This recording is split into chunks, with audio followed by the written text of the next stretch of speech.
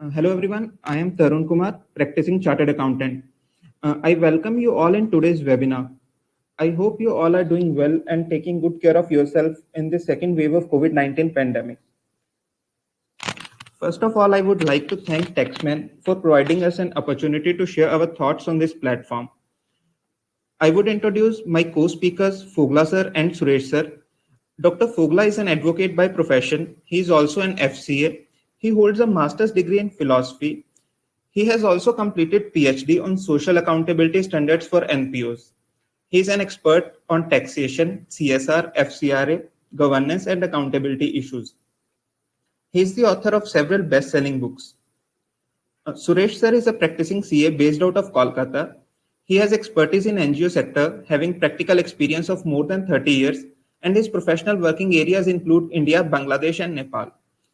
I welcome Dr. Fogla and Suresh sir. Here are few tips for attendees. Your mic is on mute. You may post your queries on the chat box on your right hand side. We will take up your queries post session. We will also try to answer during the session as and when possible. After the session, you will get a copy of this presentation.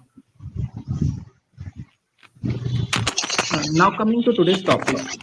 In today's webinar, we will cover the new procedure, forms and rules for registration and approval of NGOs, which is effective from 1st of April 21.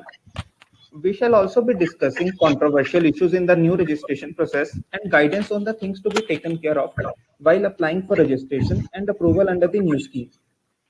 So we have divided the session into 9 parts. First, introductory remarks will be given by Dr. Fogla. Then I will take up legal provisions of registration, new rules and forms. Then Suresh sir will take up practical aspects of the new forms and statement of donations. Thereafter, we will take up controversial issues.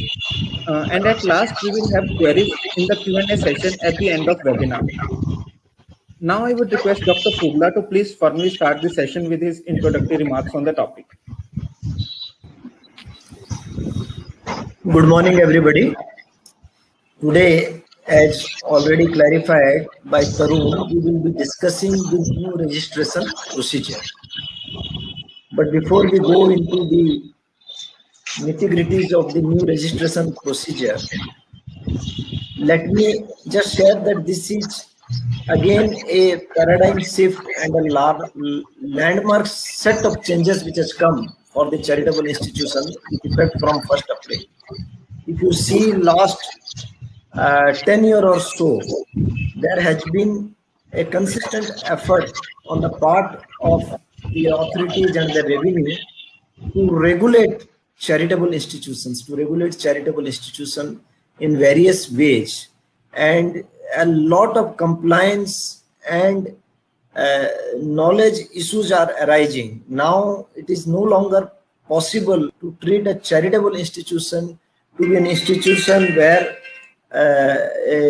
you can just file the return at the end of the year and you devote some time at the end of the year to complete the audit of a charitable institution. If you see, in the last 3 years, the ITR form has changed drastically. When you fill the ITR form, you in retrospect realize that what are the things, what are the processes which exist in the charitable organizations, what are the categorizations you have to do. Now, charitable institutions which were having their registration primarily, which was a permanent registration, all registrations are now subject to renewal.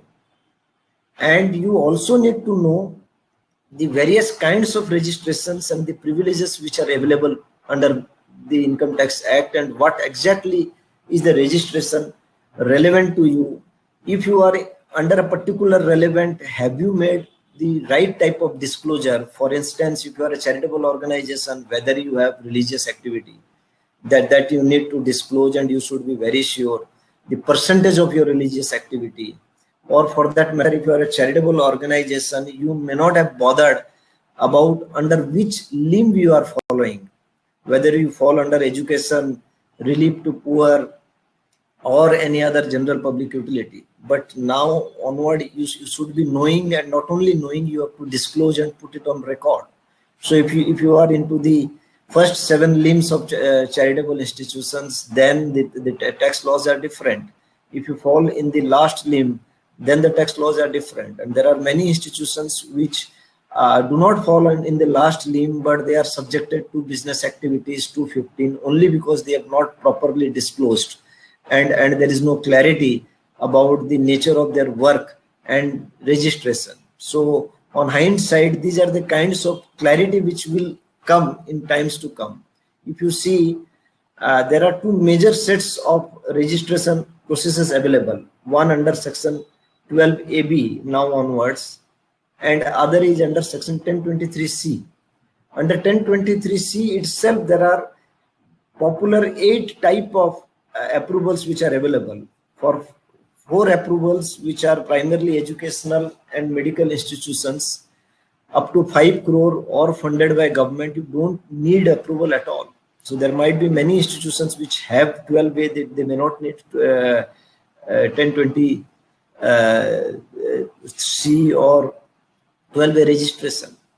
Then you have 4 more approval based category of registration under 1023C. You can register a charitable institution, you can register a charitable cum religious institution, and each under a separate section. You can register a wholly medical institution, you can register a solely educational institution, you can register a religious institution.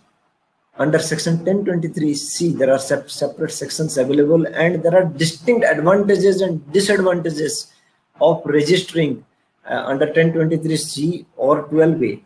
And there are, suppose you are a large NGO and you have been working for years and have large activity, but you have not applied. Then even though 1023C is advantageous, but you may have to go for 12A registration, because 12A registration will give retrospective advantage of exemption for assessment purposes. So there are so many nuances attached with the registration process. You need to know the provisions, you need to choose which registration you need to disclose appropriately before the authorities, and you have to manage your registration, and you have to renew your registration. And if you falter in any one of them, there are very severe consequential and penal provisions which have been integrated in Act. We don't have too much of time today, but we have tried to structure this 1 hour in such a way that we discuss as well as take up as much as issues possible. So now I invite Tarun to take the technical presentation forward. Thank you, sir.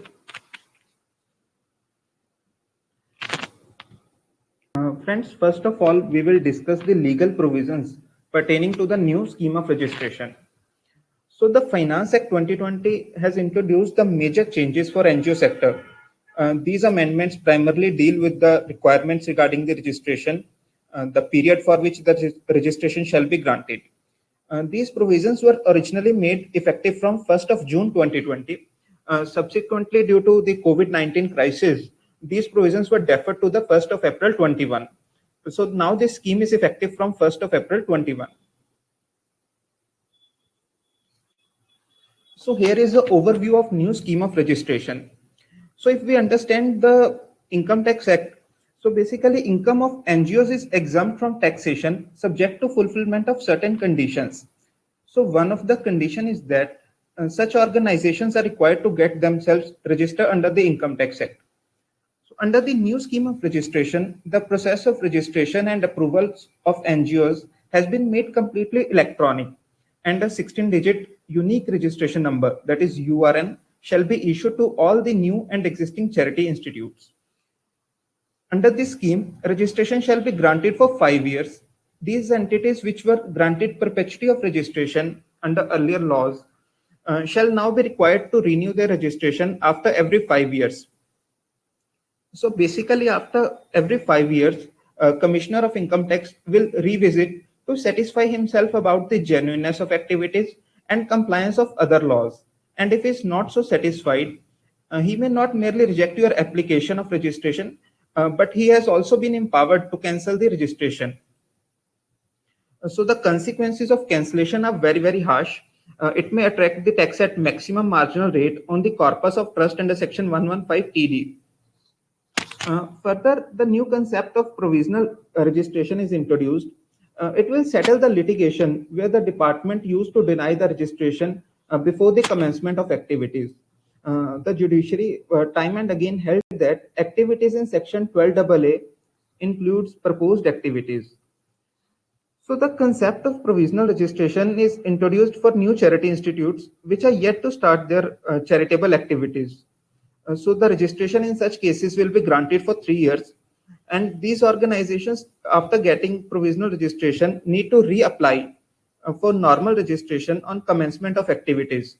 But the law has not defined the term what they exactly mean by the commencement of activities. So broadly, we can divide the new registration process into 3 parts. First category is re-registration.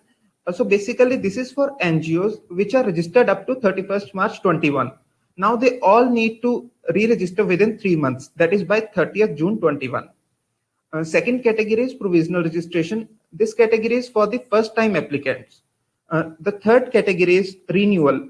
So basically now all the NGOs need to renew their registration after every 5 years. Now coming to the first category, that is re-registration.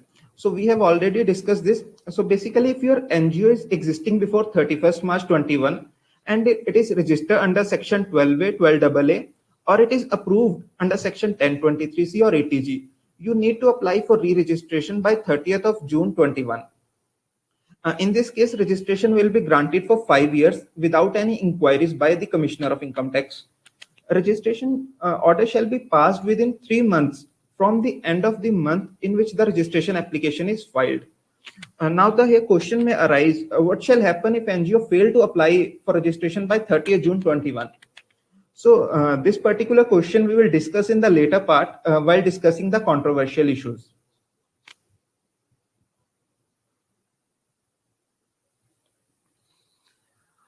Now coming to the provisional registration.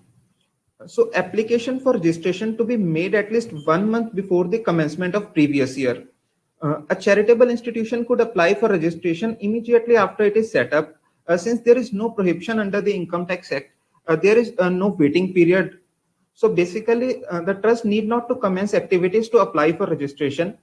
The amendment in a way gives a statutory force to the various judicial pronouncements where it was held that the commencement of activity is not a precondition of registration.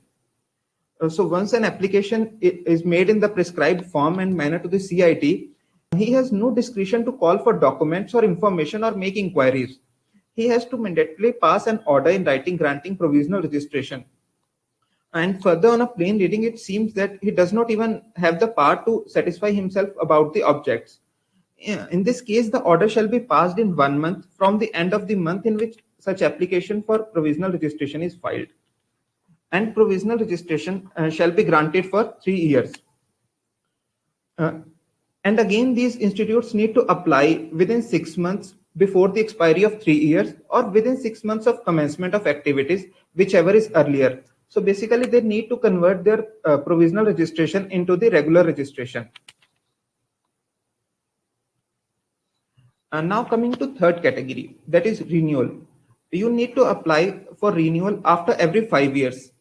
So if CIT is satisfied, he will grant you registration, else he might reject your application after providing an opportunity of being heard. The order shall be passed within 6 months from the end of the month in which the application for renewal is made. So these were the legal provisions pertaining to the registrations. Now coming to the rules. So CBDT has notified the Income Tax 6th Amendment rules on the 26th March 21. These rules have come into force on the first day of April 21.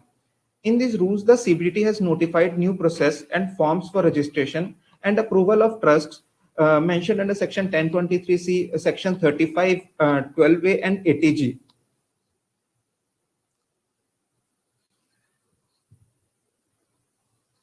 So under these rules, the CBDT has prescribed the forms in which the application has to be made, the documents which are to be attached along with the application, and the procedure to be followed by the Commissioner of Income Tax on the receipt of applications. And it has also prescribed the forms for filing of statement of donations and issuance of certificate to the donors. So these are two forms which are to be used for the applying for registration, that is Form 10A and Form 10AB. Now coming to Form 10A. Form 10 is to be used for two purposes. First one is for making application for re-registration by already approved trust. The application in such cases has to be filed by 30th June 21. Further, this form is to be used for making application for provisional registration by new applicants.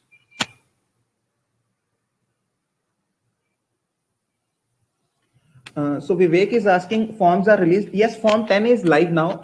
Form 10AB is not yet made live by the department.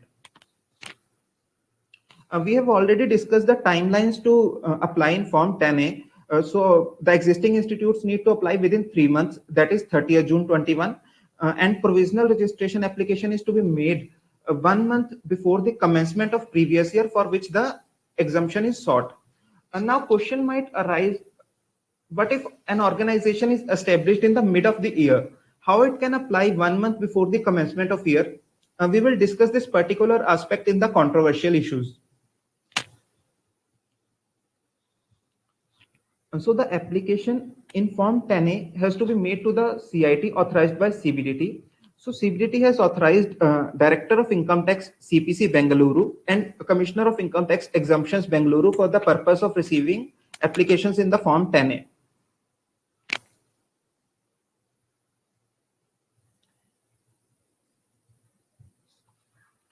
So now coming to the procedure on receipt of Form 10A.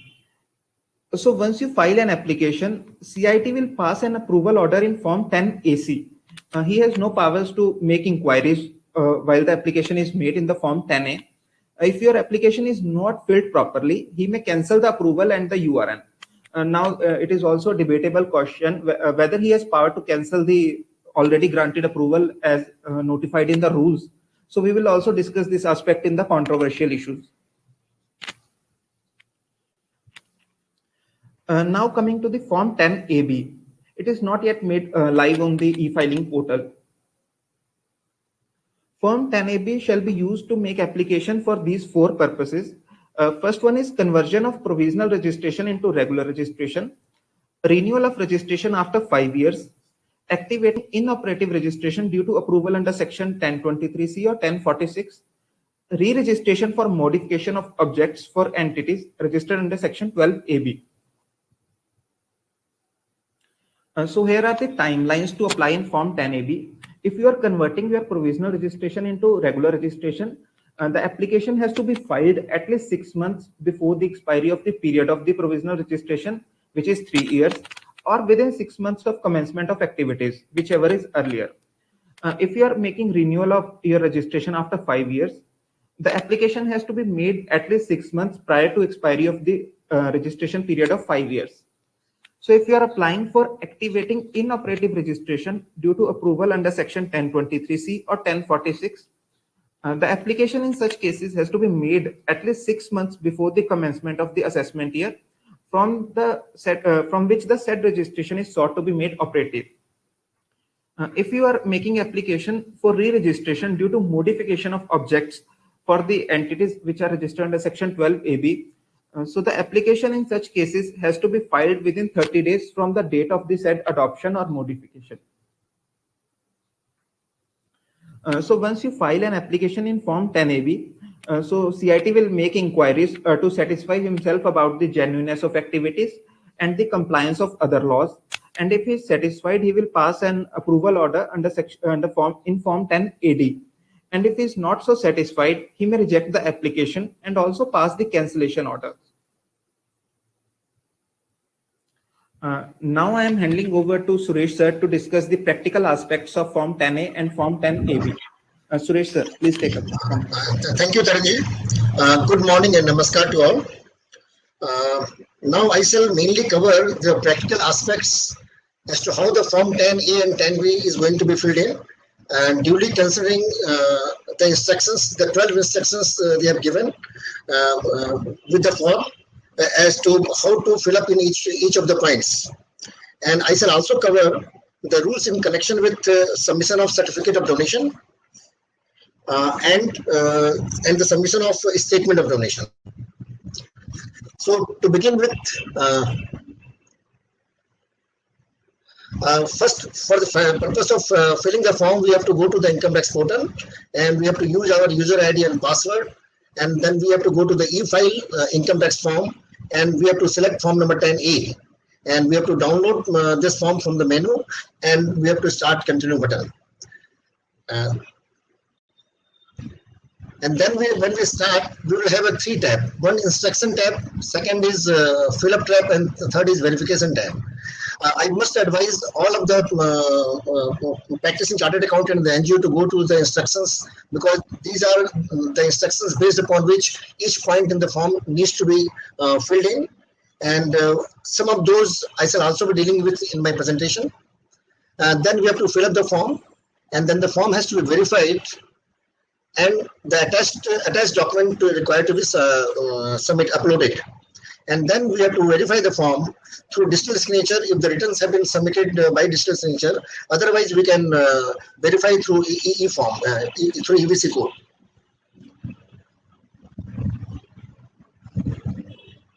Now, if you go to the form number 10A, you find this contains 21 points, 21 points on which they want information. The point, and they have a 4 section: incorporation and constitution details, other registration, details of key person, asset and liabilities, and religious activities. So incorporation and constitution details consist of 6 points, point number 1 to 6, which all the NGOs is required to fill in this column.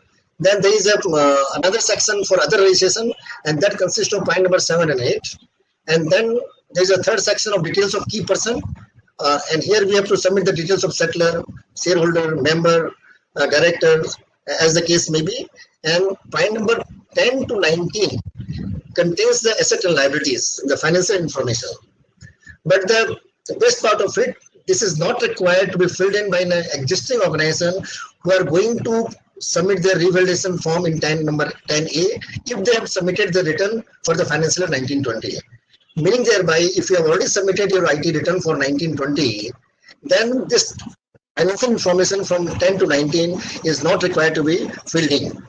Similarly, the point number 21 for religious activities, the information on religious expenses is required to be filled in only by the organization who is going to apply for provisional approval of Section 80G. Meaning thereby, if you are going to revalidate your existing registration under Section 10, under 12A, or approval under Section 1023C, or revalidation of 80G approval, again this point number 21 is not required to be filled in. So meaning thereby, we are basically required to fill only point number 1 to 9 if we are going for a revalidation of our existing approvals, registration, and 80G approval, and if we have submitted our return for the last year.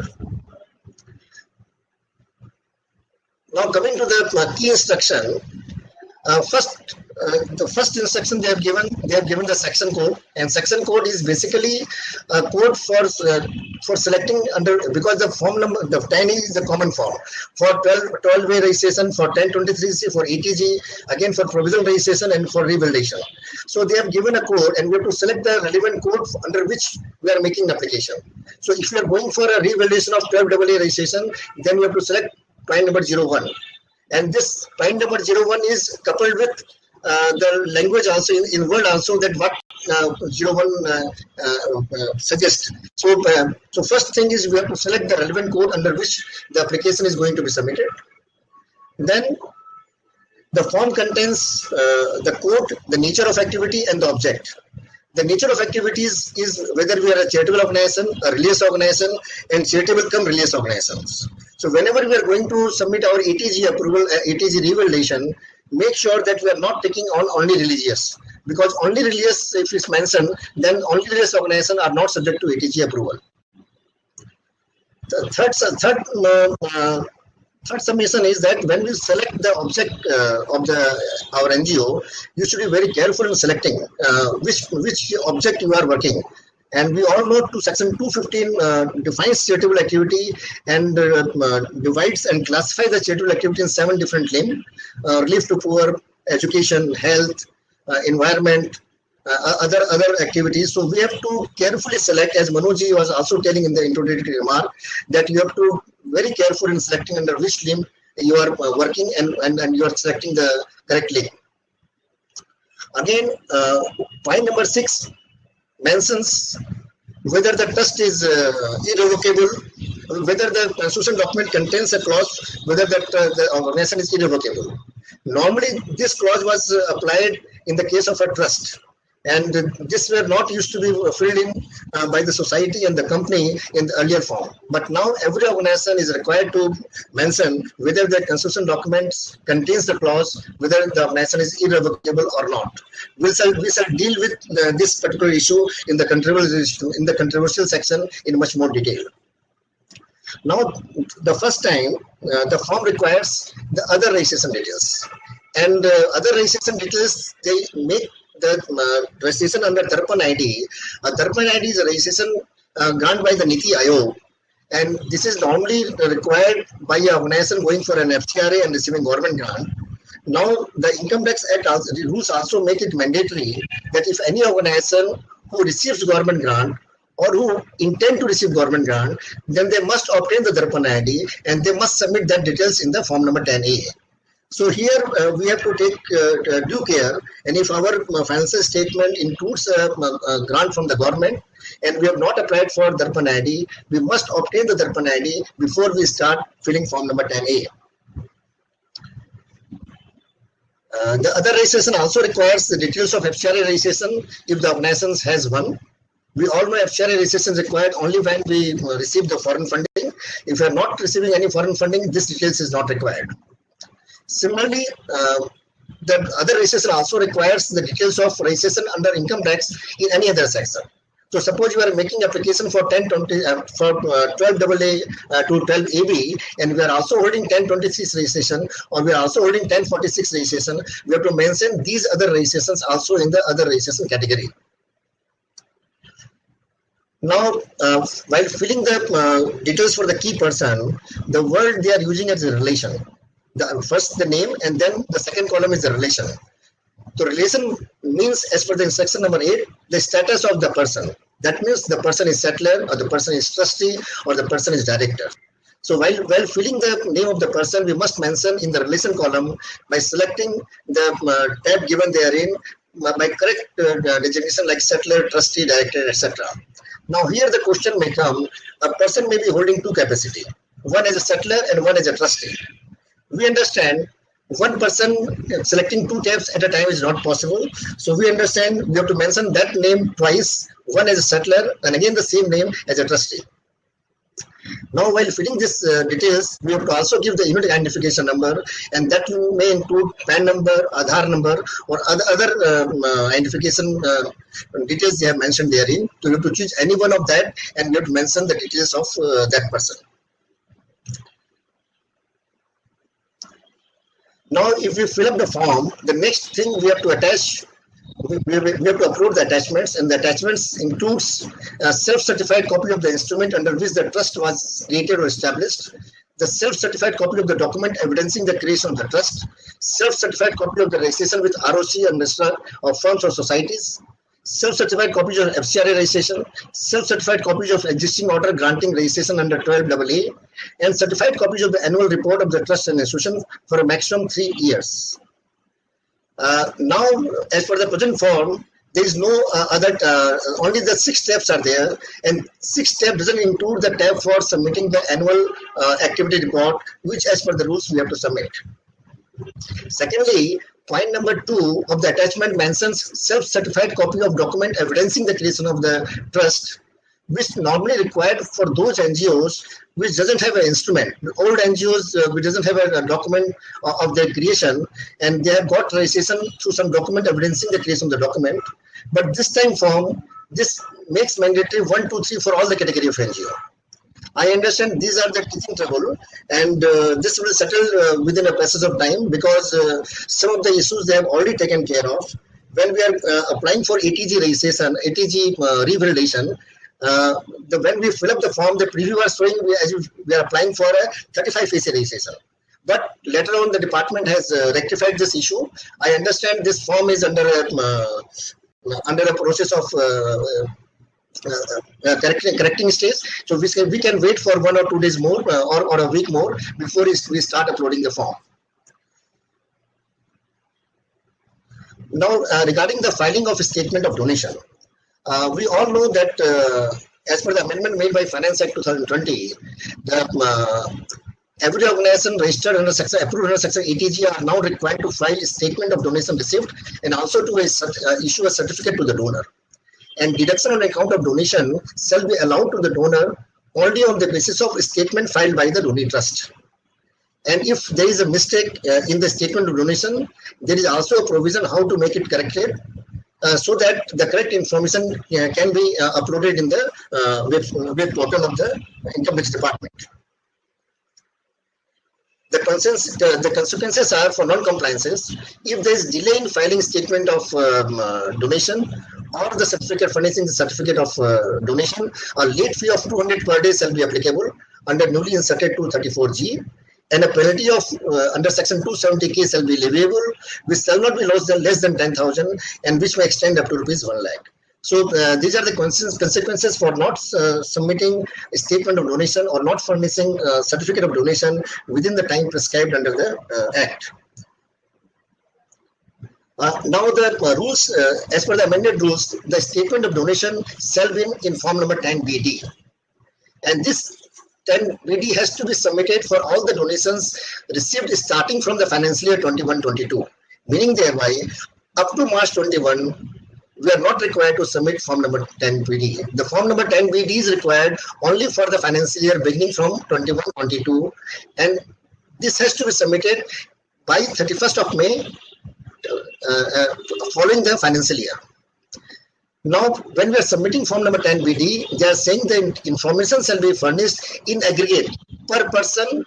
In aggregate means, suppose a person is making donation twice in a year, to both the donations shall be aggregated and only one time this information shall be submitted. But each person in aggregate separately for each nature, they have divided the donation in 3 different categories. One is corpus, one is towards specific purposes, and third is others. So this aggregate donation per person should be furnished separately on the basis of nature of donation, like corpus, specific, and others. And we have to also give the unique identification number of the donor, like PAN, Aadhaar, and other identification number as mentioned in the form itself. Now, a welcome provision has come.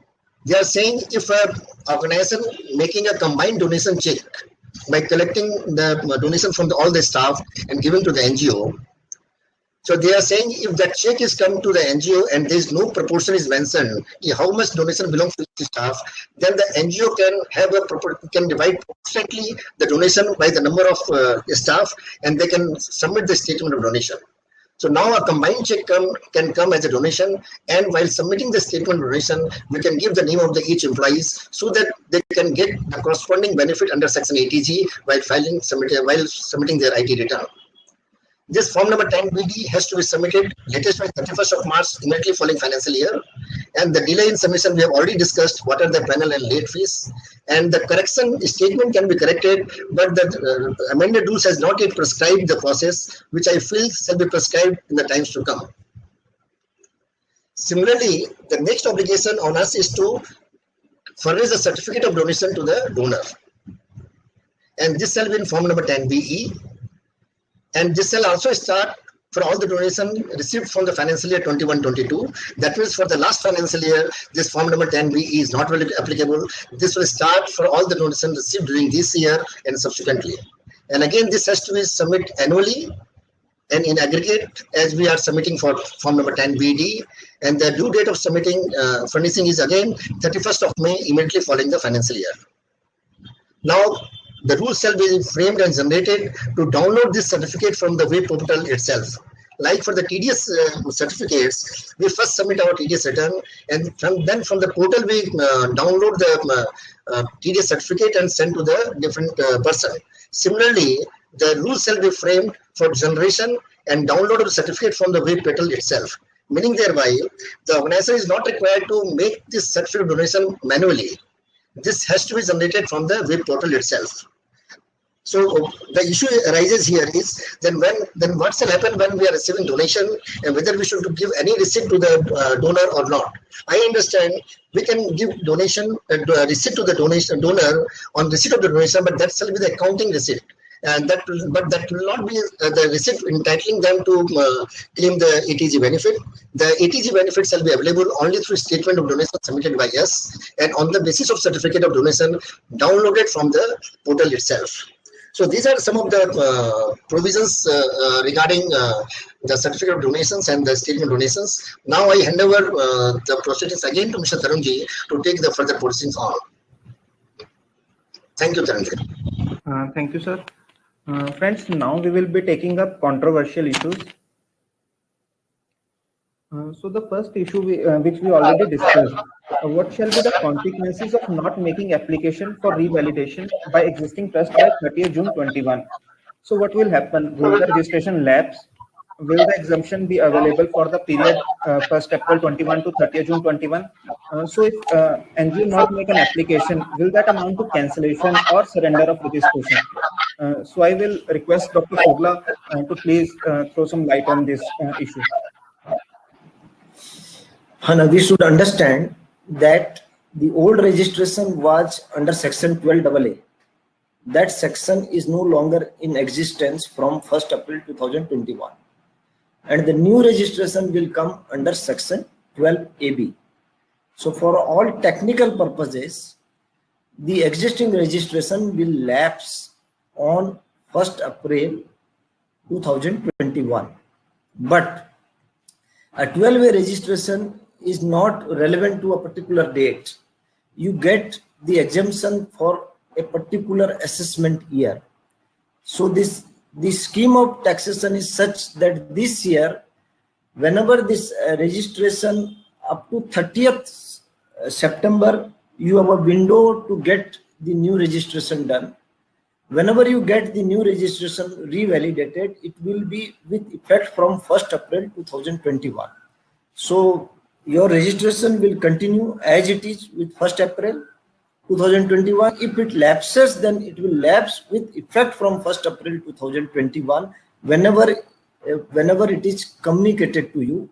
That will be either for some reason for lapse in uploading the application or not applying. So if you don't apply, then from 1st July, retrospectively from 1st April, you will not be a registered organization. Otherwise, you continue to be a organization eligible for registration. Now coming to the second part of the query, if you don't apply, will it be treated as a cancellation? In our opinion, it will not be treated as cancellation, and the severe penal provisions under section 115 TD will not apply, because cancellation requires and presupposes a violation and determination of a violation through a cancellation proceeding. So it is a kind of a deemed surrender. And registration, one more thing you should understand, that the registration is a benefit available which you may or may not exercise. Even a 12A registered organization, may or may not claim registration while uploading ITR form. So it is not cancellation, and your status has not lapsed, but it will lapse with effect from 1st April if you don't apply. Sir, this aspect stands good for the 12AA registration and 1023C. But what will happen to the donation received by an ATG approved institute? So will the benefit be available to the donors or not in this case? Normally, the judicial precedent says that the donation should be available, the benefit to the donor. But the way these rules have been framed and the forms have been framed and the procedure of issuing certificate and reporting under ATG, because if ATG is not available after 30th of June, then that organization will not be in a position to upload the various forms which Suresh ji discussed, and there is no longer possible to issue certificates manually to the donor. So it will not be possible technically to issue certificates. So for all practical purposes, ATG donation will not be available from 1st April. It is a point of law whether an organization ideally should be allowed, but the rule has been structured in such a way that your ATG will not be available if you are unable to revalidate your registration by applying before 30th of June. Now coming to the issue number 2, this I would request Suresh sir to answer. So many people have already asked in the chat box as well. Can the application for re-registration under section 12AB and approval under section 80G be made through a single form? No.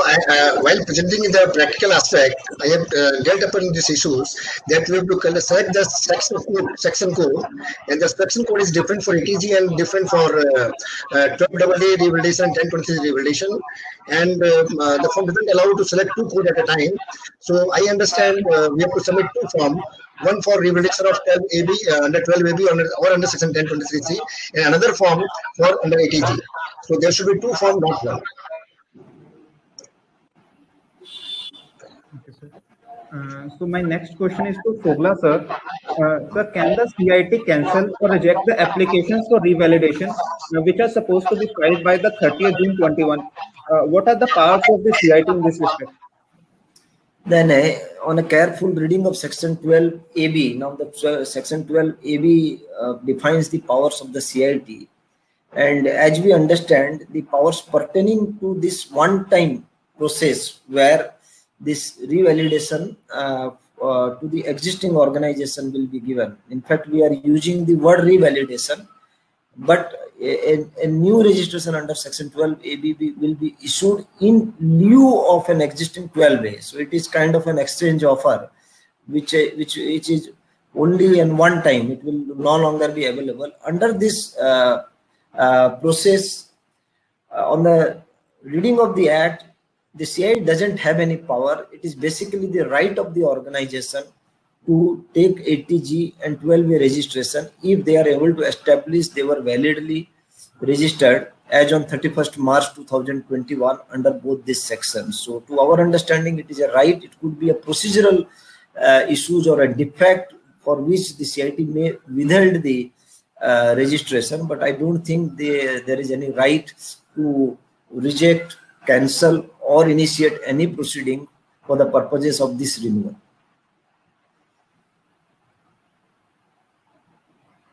Sir, next issue, can the CIT grant conditional registration in Form 10AC or 10AD?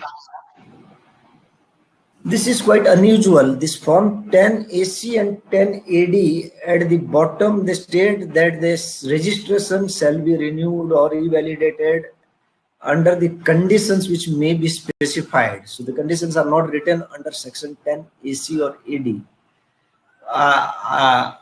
We hope that good sense prevails, because conditions for registration under section 12AB are section 11, 12 and 13, or the provisions under section 1023C.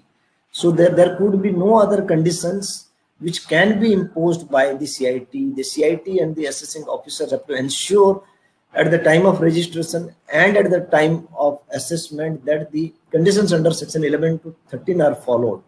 So hopefully those conditions would be mentioned in this certificate 10AC and AD, and it is a settled, there is nothing in the statute, and there is judicial precedence also. There is a case of Delhi Commerce Teachers Association versus DGIT. Delhi High Court has stated that there is nothing in the scheme of the act which empowers the CIT to give a conditional registration. So I think that part of the form would be bad in law if the conditions are other than the conditions which are mentioned under section 12A or the compliances under section 11 to 13. Sir, in the new forms, there is another requirement they have mentioned is that NGOs are required to submit audit report under Section 44AB for incidental business activity. And to my mind, the provisions of Section 44AB are not applicable to the NGOs availing the benefit of 1023C or Section 11 to 13. So, what are your views on this? No, this has always been the understanding. These 5 heads of income are not applicable to charitable organizations.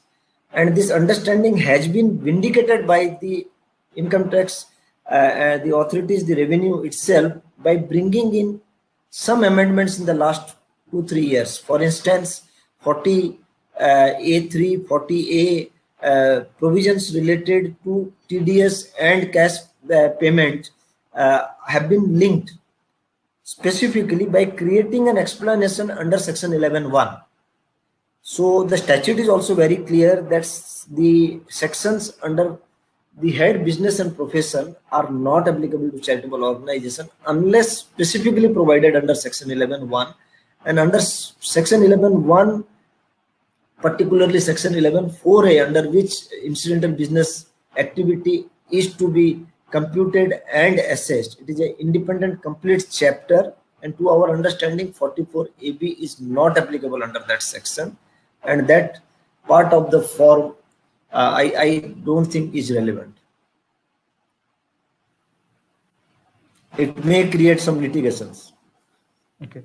Sir, another issue which is coming out is what options shall be available to an organization which is approved, registered both under Section 1023C and 12AA? Since the Finance Act 2020 has already introduced an amendment that an organization can only avail the one of the benefits. So can an NGO claim the benefit of exemption under both the sections? No, now there are 2 issues. One, the transition issues. If an organization is registered on the board, can it opt for one, and which one? Which one we are not discussing today.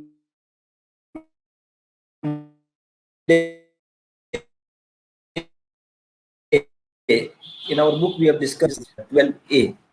The intent of the statute is that an organization registered under both this section can avail any one, and in future also it will no longer be permissible to have simultaneous approval under Section 1023C as well as registration under Section 12A. One is approval, the other one is registration.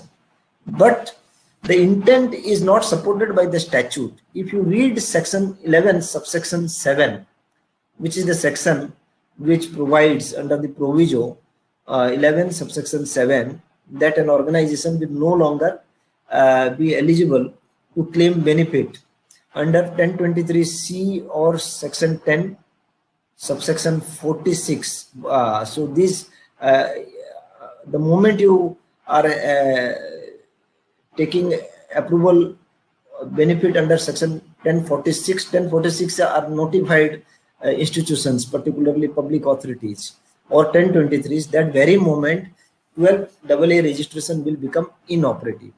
So now if you want to continue with 1023C registration, you have to opt for 1023C registration. But you can opt for 1023C registration if technically Section 12AA registration is still in operation. If you read Section 11(7), then Section 12AA registration has become operative with effect from 30th June. This date was not somehow amended. It could be an oversight. So the date has not been amended. So technically, to our understanding, organizations having 12A and 1023C, they have to go for 12A registration, and later on they may pursue 1023C registration and go for that. For that, there are separate provisions.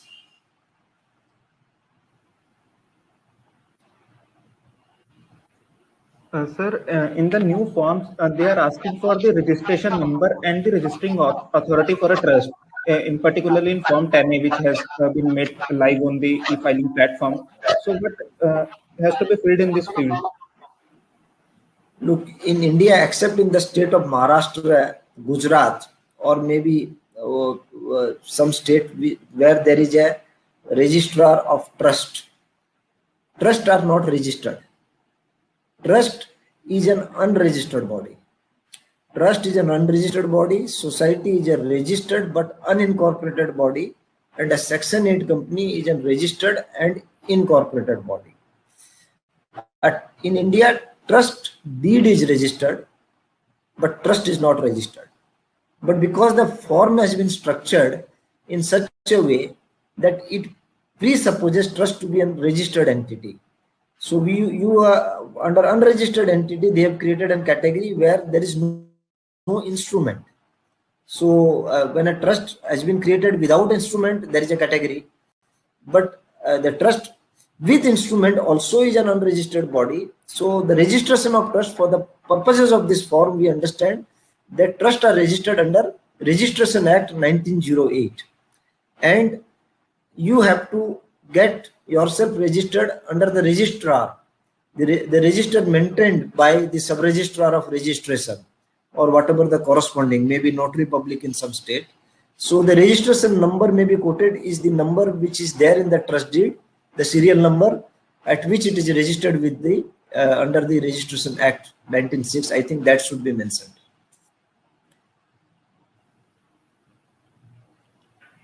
Next question, which has already been asked by the many viewers in the chat box as well. So basically, what should we write under point 6 of Form 10A regarding whether trust is irrevocable?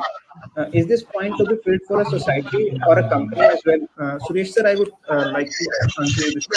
This is a very, I think, omission in the form, because last 10A form requires this information only in the case of a trust. Because Section 11 starts with subject to the provision of Section 62-63. That means 62-63 provisions are applied to even for Section 11 trust. And that section says if the trust made by the settler is irrevocable or revocable, then the income shall be declared in the hands of the settler. And that's why in the case of a trust, the clause has to be there that the trust is irrevocable. But these provisions are not revocable in Section 8 company or society. And but to my understanding, till the form is modified and we have to approve the form, and we understand the income and assets of even the Section 8 company and society are not reverted back to the member. It has to be reverted back only to the same purposes to another 12A or 10 to the organization. So while submitting the form, we should select yes, even in the case of a company or a society. While submitting this point number 6, we have to mention yes or no. So we have to select yes in those cases till the form has been modified. Okay, sir. Sir, next question is to Phugla sir. Sir, what is the effective date of provisional registration? So the application for provisional registration is to be made 1 month prior to the end of previous year to avail the tax exemption for the succeeding year. So what exactly is meant by the previous year, and from which year the benefit of exemption shall be available? So what will happen to the cases where the NGO is formed during the mid of the year? So now there are 2-3 issues. One, the practical issues which arise. The form suggests that if you apply in the current financial year, the benefit exemptions will be available from 1st April. But if you read the act, it says that the provisional registration will be eligible if the application is made 1 month prior. For instance, if you want tax exemption for the financial year 21-22, then you should have applied prior to 28th February 21. But the form suggests that it will be available. So that is one part. The other part is that previous year, we all know previous year is the year for which the assessment is being made, and the assessment year the succeeding year. The only advantage can be taken is for new organization. For new organization under Section 3, previous year could be treated as the date from which the source of income starts. The source of income of the organization activity starts. So they can apply and claim that date as previous year. For all other purposes, the previous year will be the year preceding the financial year for which you are taking a benefit. One more issue is that as this form suggests that the benefit will be available from 1st April 2021, to our understanding it should be available because it has been held in the past that any circulars or instructions issued by the department would be binding on the department. It may not be binding on the SSC, but it would be binding on the department. So we believe that the registration in current cases will be available from 1st April 2021 year, though the statute, as per the statute, this should have applied prior to 28th February 2021. Further, all the registrations which were in any case applied prior to 2021 will be converted into provisional registration category, because that is another big disadvantage to all those older registrations. So these are some of the issues attached with provisional registration and the previous year.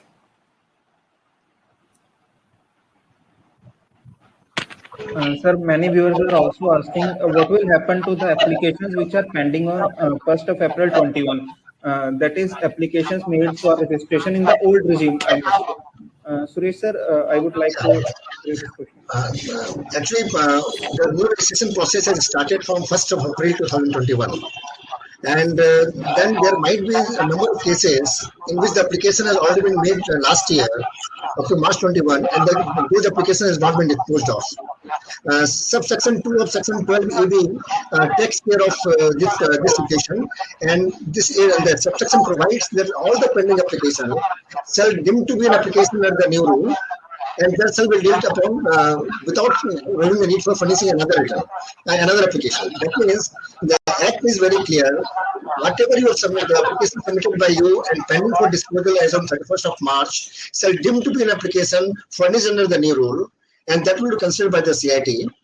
However, the rules have not made any amended any rules to give effect of this.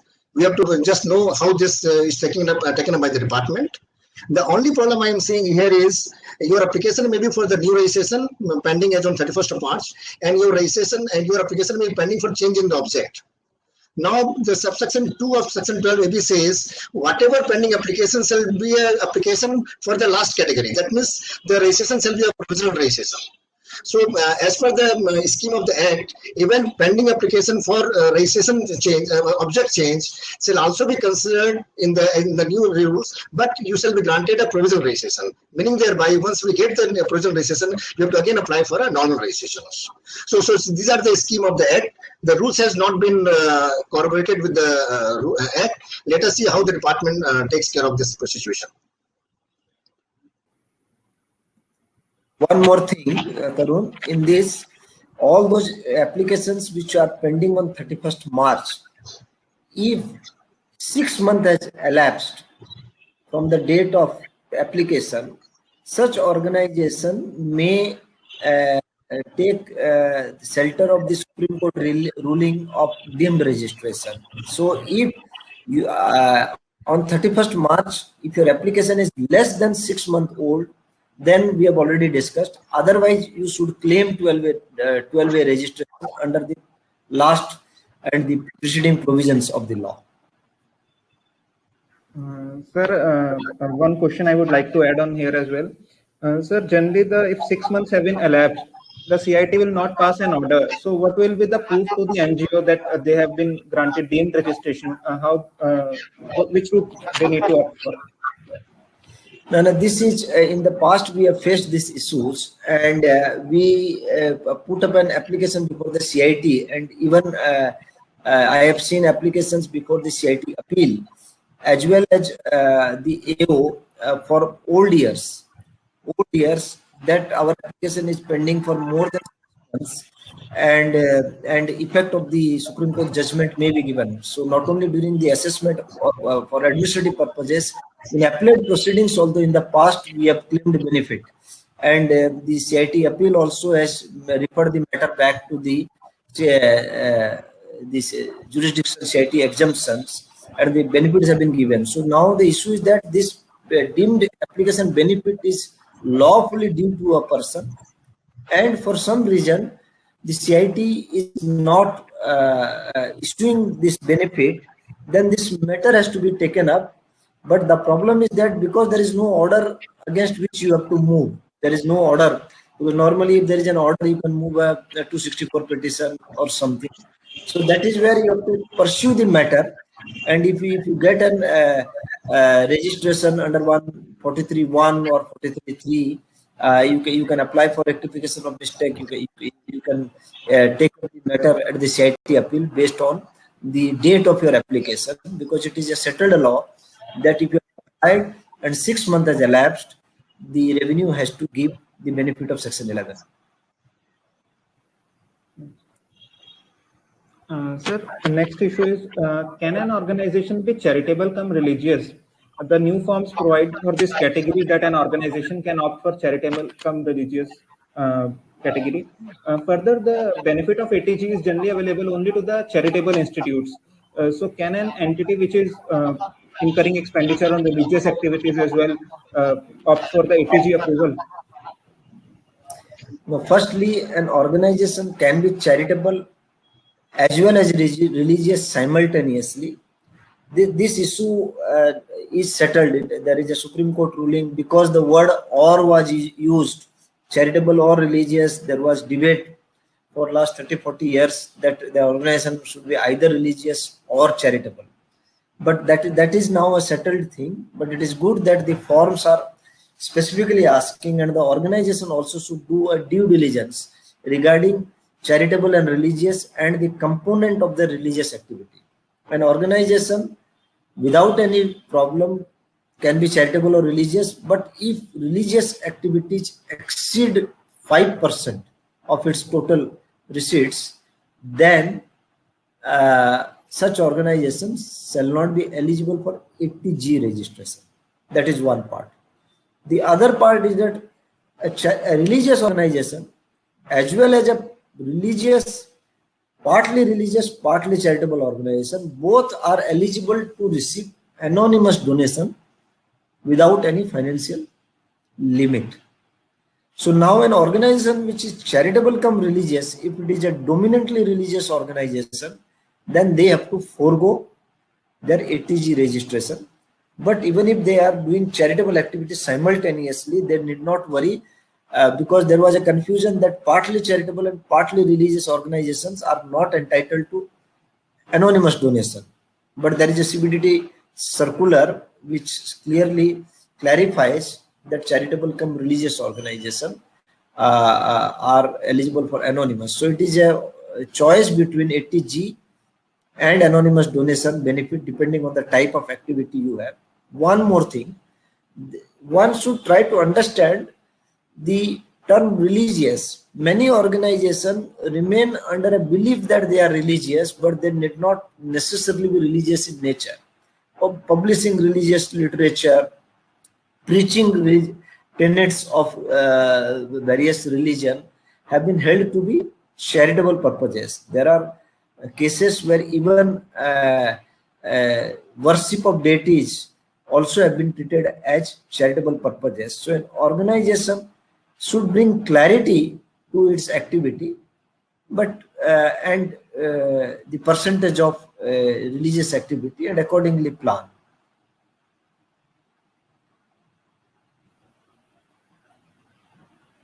Sir, many viewers are also asking this question in the chat box as well. So basically, the Finance Act 21 has enhanced the limit for the 1023C institutes, specifically for the medical and educational institutions, which are having annual receipts of less than rupees 5 crore. So how these organizations need to proceed? Can they continue to avail the benefit of 1023C and at the same time continue to have 12AA registrations? So 1023C, subclause 3 AC and AD, under which this 5 crore limit is available to educational institution, medical institutional, educational cum medical institutions. Such institution can claim the benefit irrespective of the fact whether they are registered under 12A or not, or they were registered in the past under 12A or not. So 12A is not relevant for the purposes of claiming benefit under Section 1023C 3 ACAD, that is educational medical institution. So now as far as the law is concerned, they are not required to go for revalidation, but they can always claim 1023C the benefit later on, but that if they are very sure about their activity, they should do a due diligence regarding the component, because even if a small portion of your activity is falling under other limbs, you may not be eligible under section 1023C. So the organizations which are absolutely sure that they are falling under medical and education, and they don't foresee in the near future exceeding 5 crore, they may not go for revalidation. Otherwise, organizations should go for revalidation. This 5 crore limit will still be available because it's independent of 12A registration. Here, can I add something, Karunji? Sir, sure, please. Yeah, actually, because of the Finance Act 21, this aggregate 5 crore and not considering the 1 crore individual institution wise, so there might be the cases where in aggregate the NGO has more than 5 crore turnover to receipt, but institution wise less than 1 crore. So now the 5 crore limit, though there will be non-approval cases before, but now they will covered under 5 crore aggregate limit. So they have to now apply for a provisional registration, even though we were not covered earlier and they were non-approval category because of the institution-wise 1 crore limit. So this we have to take care while deciding for which type of entity should go for 1023C provisional registration. And there might be the cases where the limit, the approval was on the basis of one institution only and less than 5 crore now. So those cases now becomes a non-approval category, and those cases, if they have no other activity, whatever other than medical or hospital, then they opt for not to apply for any approval because they are becoming a non-approval category. Yeah, this is right, sir. Sir, we have already crossed time. If you permit me, I can take few of the queries from the chat box as well. Sure. Yes, we will share the recording of this presentation on the YouTube channel of the Taxman, and we will also share the PPT.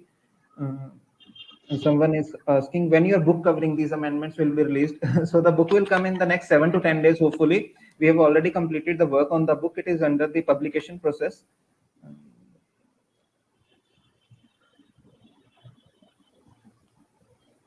Sir, someone is asking if their trust deed is not in English language. Do they need to submit in their local regional language? No, actually, the form this time they are saying to convert the deed in the vernacular. Now, if you see the meaning of vernacular, so vernacular is not Hindi. So if you see the meaning of vernacular, it is very less number of languages come under vernacular. So I don't think if you have a deed in Hindi, you have to convert it into English. If a deed in Tamil, you have to convert it into English. Sir, I would like to ask to Shobha sir, many people are confused about the irrevocability clause. So if you can clarify some part of it. Now, not only irrevocable, that is what we are talking about, Tarun?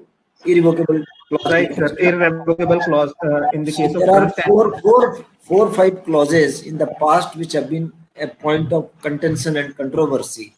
That the trust will not work outside India. The trust will invest under Section 11(5) and those kind of the clauses. But there is judicial precedence where presence or absence of a clause will not create any discretionary power at the end of the registering authority to deny registration. The registration can be denied only if there is something in the trust to suggest that the trustees can change the character of the trust. Because when a trust is created, the property is dedicated for charitable or religious purposes. So that dedication of the property should be absolute. So if the trust deed is sufficiently providing that it is an absolute dedication for religious and charitable purpose, that language is the clause of irrevocable. It is not necessary to add a clause at the end saying that the trust is irrevocable or revocable. The issue is that you have to establish that the trust by its nature is irrevocable. Neither the trustees nor the settler can change their mind in future. That is the legal relevance of a clause regarding whether the trust is irrevocable. So if the trust deed is trust, because normally at the opening para of the trust itself, the settler dedicates the property without assigning any power. So if the trust deed has been structured where the dedication is complete, absolute, and the trustees cannot reverse it, then the trust and 12A registration, you are eligible. It is not necessary to have a specific writing irrevocable. So legally, it is a relevant clause because the dedication of property should be absolute. There will be no possibility of change of mind. If that is legally there, then whether a trust clause using the word irrevocable separately somewhere in the trust deed is not relevant. Sir, this clause has also been asked for the societies and companies. What are the implications of this? To our understanding, this form in times to come will be modified.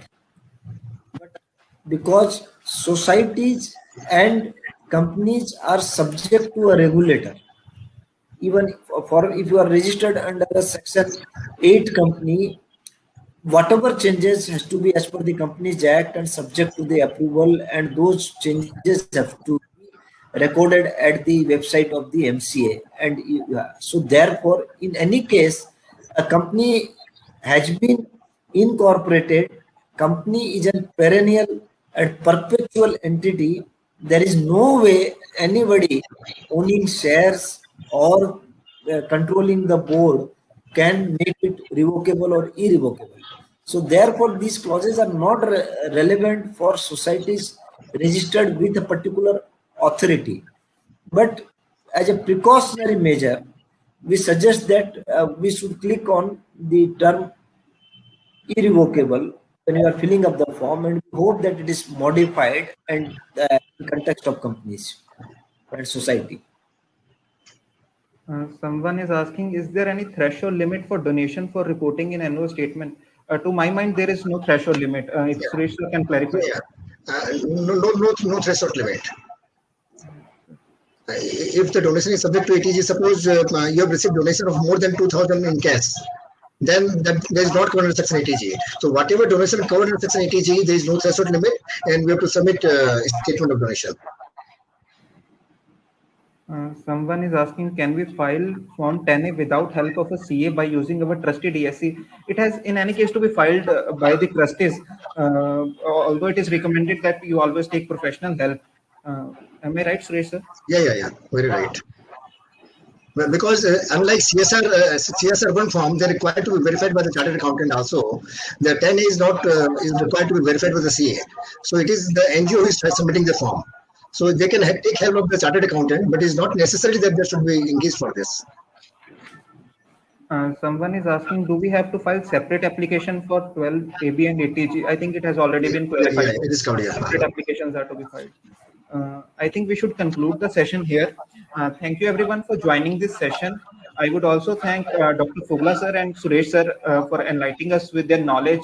And also I'm thankful to Taxman for providing us an opportunity to share our views. Many people are asking for the book. The book is coming in next 7 to 10 days. It is under the process of publication. So the book is ready. We have already completed our work, and all these controversial issues and queries we have already discussed in the book as well. Thank you so much, guys. We are signing off here. Thank you. Thank you very much.